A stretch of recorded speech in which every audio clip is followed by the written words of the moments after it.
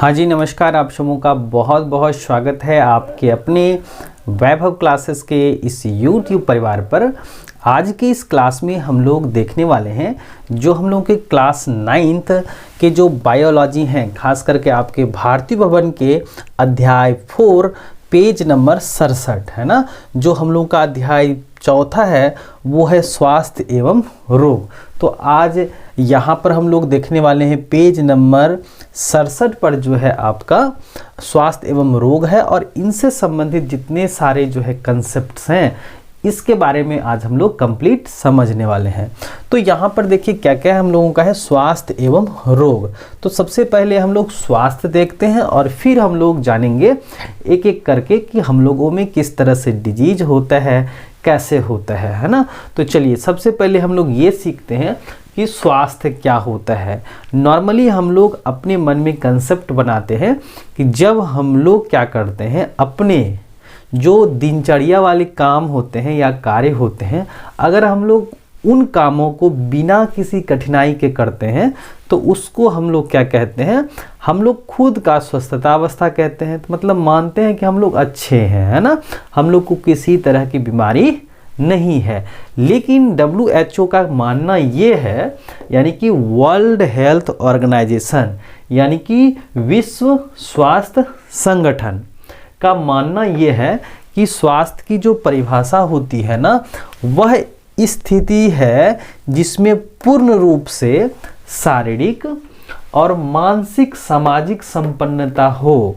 यानी कि हमारे शरीर का सभी अंग क्या हो, अच्छा हो, सभी अच्छी तरह से काम करे, मानसिक रूप से हो, यानी कि हम लोगों का जो है कॉग्निटिव यानी कि मस्तिष्क जो है यह संतुलन में हो, और हम लोग अपने सामाजिक संबंध के साथ यानी सामाजिक परिवेश के साथ अंतःक्रिया कर सके। और ये जो परिभाषाएं दी गई है इसमें क्या हो, हम लोग की पूरी संपन्नता हो। यानी कि इनका मानना ये है विश्व स्वास्थ्य संगठन का कि हम लोग तभी क्या कहलाएंगे, स्वास्थ्य अवस्था में कहलाएंगे जब हमारा शारीरिक, मानसिक, सामाजिक ये पूरी तरह से क्या हो, अच्छा हो, वेल हो। अब ऐसा नहीं है कि ना कि केवल बीमारी या पीड़ा का ना होना, यानी कि अगर हमें क्या है किसी प्रकार की बीमारी नहीं है, किसी प्रकार का जो है विकार नहीं है, तो हम लोग स्वस्थ हैं। मतलब कि हम लोग अगर शारीरिक रूप से, मानसिक रूप से और सामाजिक रूप से अगर क्या है संपन्न है, तो ही हम लोग क्या है, स्वस्थ हैं, हेल्दी हैं।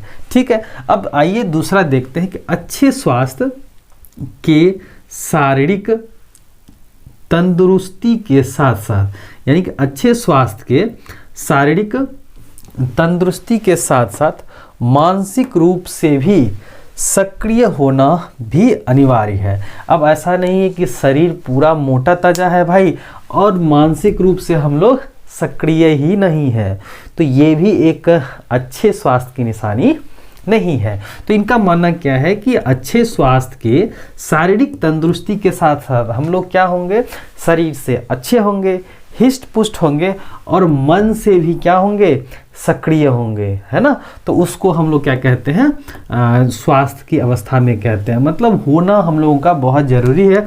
अच्छा स्वास्थ्य वह शारीरिक स्थिति होता है जिसमें सभी शारीरिक अंग यानी हमारे शरीर के जितने सारे अंग तंत्र हैं वो अपना अपना क्या करेंगे, काम करते हैं। तो इस स्थिति में भी हम लोग क्या कहलाते हैं, स्वस्थ की अवस्था में कहलाते हैं। अब आइए देखते हैं कि अच्छे स्वास्थ्य के मूल कौन कौन से शर्तें हैं, कि जब हम लोग अपने अच्छे स्वास्थ्य को मेंटेनेंस कैसे रख सकते हैं, कैसे हम अपने शरीर को लंबे समय तक स्वस्थ बनाए रख सकते हैं।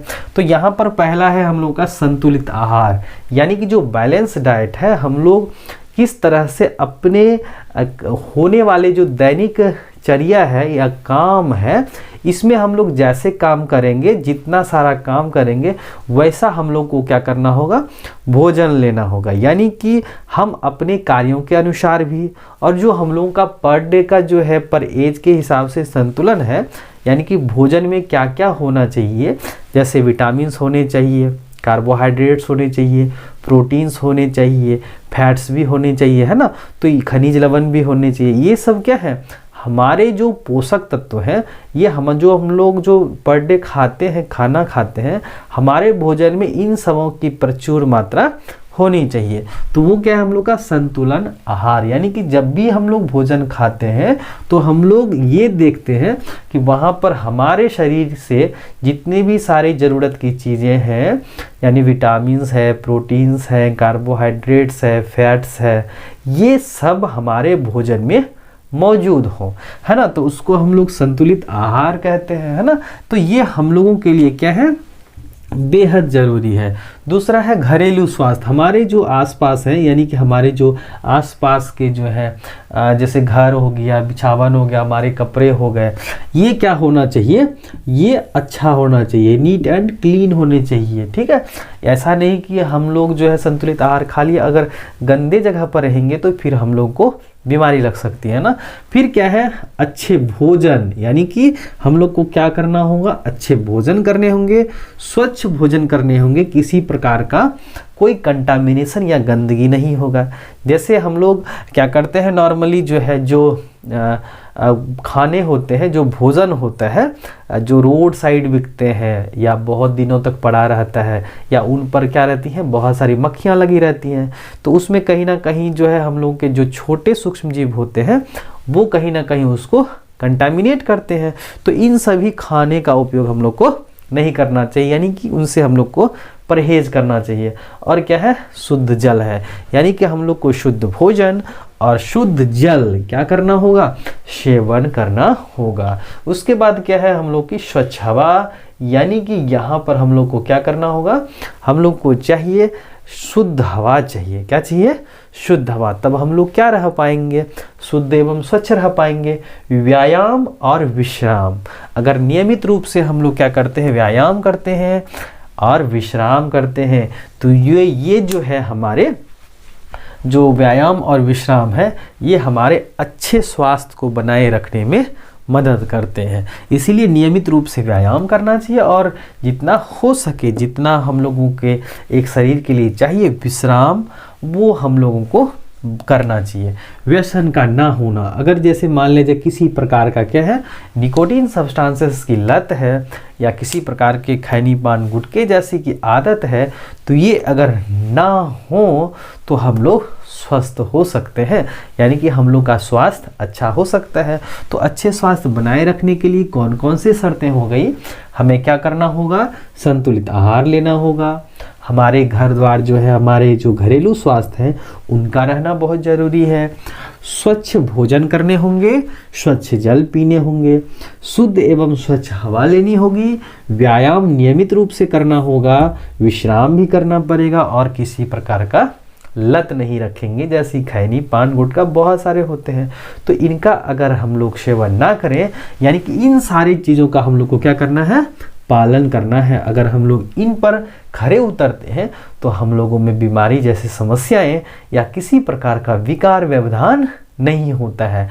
मतलब हम अपने शरीर को क्या कर पाते हैं, स्वच्छ रख पाते हैं, हम लोग सही रख पाते हैं। ठीक है, अब आइए जानते हैं कि हम लोगों में जो बीमारी होती है ना, यानी कि जो डिजीज होता है, डिजीज के बारे में क्या कंसेप्ट है ना, डिजीज के बारे में, जिसको हम लोग रोग भी कहते हैं। ये रोग क्या है भाई, तो जब हम लोग क्या करते हैं, कोई भी काम, जैसे अगर हमें दौड़ना ही होगा, अगर हमें नींद ही करनी होगी, विश्राम ही करना होगा, अगर पढ़ना होगा, तो किसी न किसी प्रकार की क्या होगी, हम लोग को कठिनाई होगी।